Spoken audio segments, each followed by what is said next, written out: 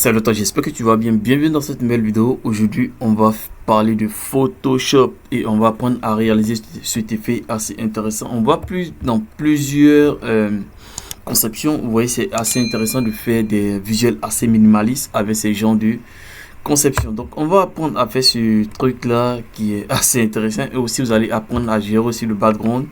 Voilà, parce que on va se mettre dans la peau comme si nous sommes en train de faire un visuel complet. Voilà, maintenant.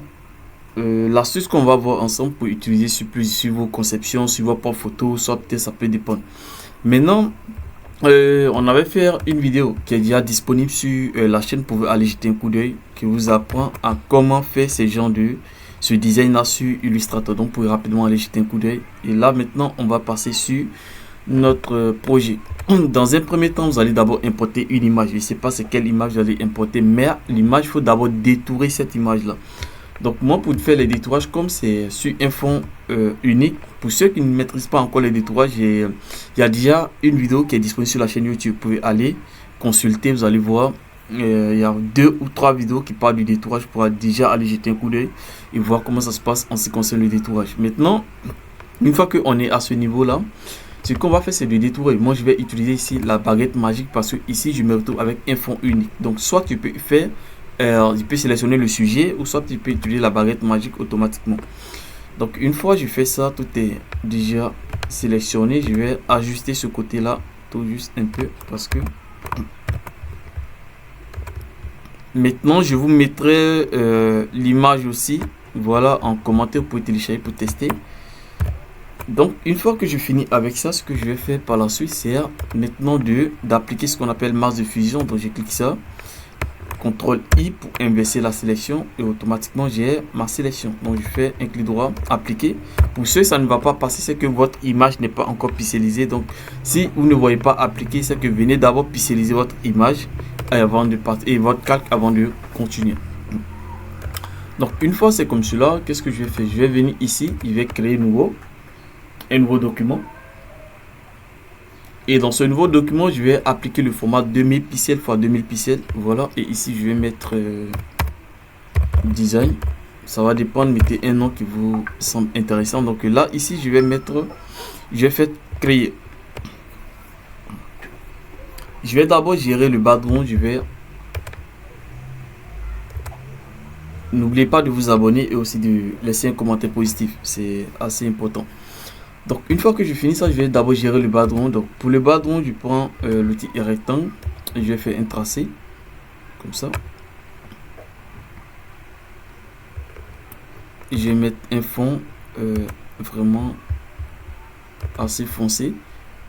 Je retourne là, je vais verrouiller ce calque là. Une fois c'est verrouillé, maintenant je vais créer l'effet de diffusion. Donc je prends mon petit pinceau, raccourci clavier B, je prends mon petit pinceau. Je vais ici laisser l'épaisseur à 900 et la dureté à 0. Voilà pour avoir des effets de diffusion assez intéressants.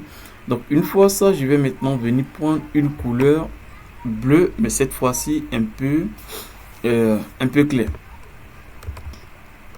Donc après ça, maintenant je vais appliquer un deuxième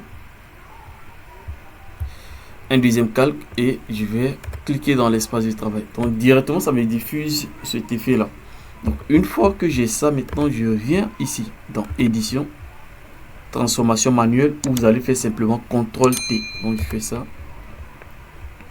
et je vais cocher ici et je vais agrandir un peu ça.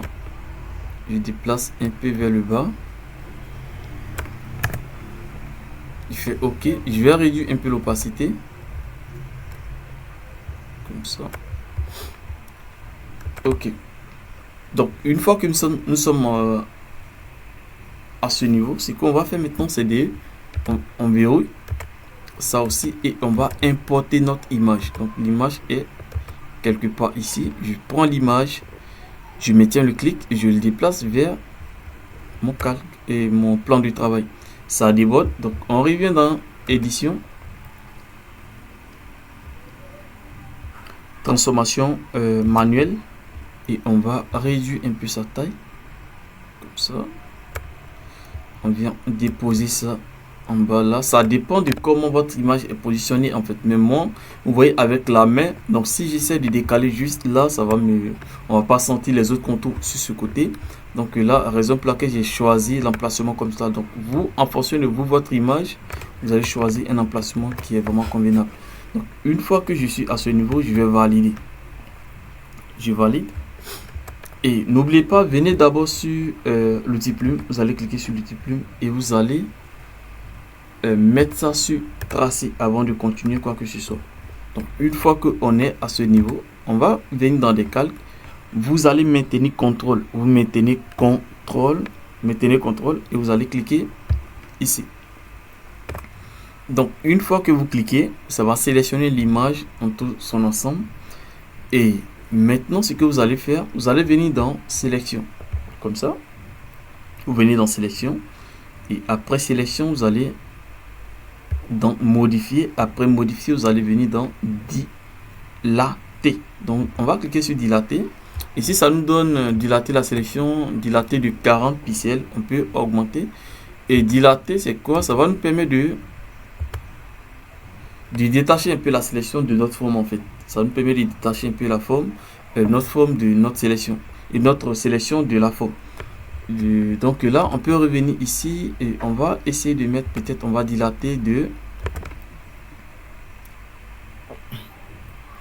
Donc en fonction de votre image, vous pouvez déjà trouver à combien, 60, 50, 30, 80, si vous trouvez que là c'est un peu moins ou soit plus c'est un peu trop. Donc là, moi je reste sur le 40 et une fois vous êtes, j'ai appliqué 40 autres, c'est comme ça fait 2 fois 40, ça fait 80. Donc je fais un contrôle Z pour revenir un peu en arrière. Je vais rester seulement que sur 40. Donc une fois que vous êtes à ce niveau là, ce que vous allez faire, vous allez sélectionner un outil de détourage. Vous allez sélectionner un outil de détourage et vous venez dans, vous allez cliquer sur l'image et vous venez maintenant à l'intérieur de l'image sélectionnée. Donc vous allez faire un clic droit et vous allez faire convertir en tracé tout simplement avec une tolérance de 0 pixels. Donc automatiquement on se retrouve avec ça, vous voyez, assez intéressant. Comme si c'est l'outil plume qui a fait son travail. Donc après avoir fini avec ça, maintenant on vient dans sur l'outil plume et là maintenant on va cliquer sur forme. On clique sur forme tout simplement et ça nous crée automatiquement une forme. Et cette forme là on va déplacer et venir l'ajouter ici. Vous voyez? Et on vient toujours ici dans l'outil plume, on va cliquer ici, on va mettre forme et on va supprimer le fond et on va venir ajouter un contour. Donc le contour, vous avez la possibilité d'augmenter le contour, c'est pas combien, et on va venir ici, on va changer le contour avec dans ce style là, tout simplement. Donc si vous avez peut-être des trucs à ajouter, vous pouvez directement venir là et vous allez saisir certaines choses pour pouvoir mieux orienter votre créa tout simplement. Donc là c'est un design pas aussi simple que ça, mais il faut juste maîtriser le processus tout simplement. Voilà, donc je pense que je vais m'arrêter là pour cette vidéo. On va se retrouver encore une fois dans une prochaine vidéo. Et là avec des astuces toujours. Et n'oubliez pas aussi, on a un compte TikTok. Vous pouvez aller là-bas vous inspirer aussi des éléments qui passent. Donc là on se retrouve pour une prochaine. Au revoir.